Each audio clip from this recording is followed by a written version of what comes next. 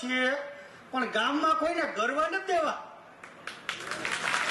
હવે કરી જોવે એક પણ, અને કોઈ ધમકી કોઈને આપી હોય, કોઈને ફોન નંબર હોય તો મને આપી દેજો.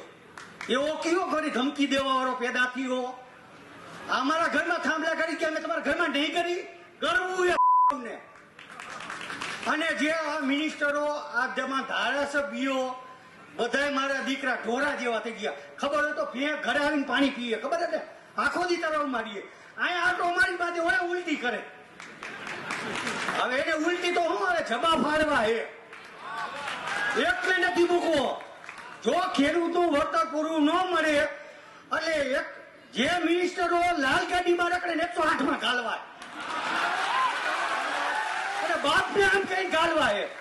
હવે કોઈની શરમ નથી રાખવાની. ઘણી રાખી વીધી એક દી મોદી સાહેબ ને કરો, એમાં મારે વીધી ભૂખું રહેવું પડ્યું. હવે આ બધું બંધ કરો, ઓર બંધ કરો, હવે છક્કા મારો, આ બંધ કરો બધું.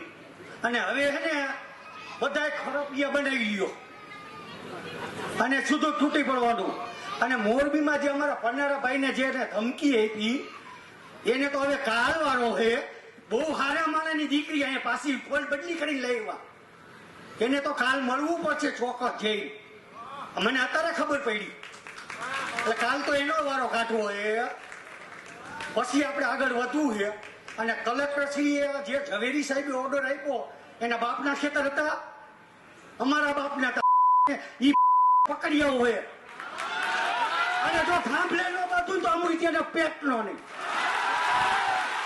હવે કોઈને નથી મૂકવાના હોય.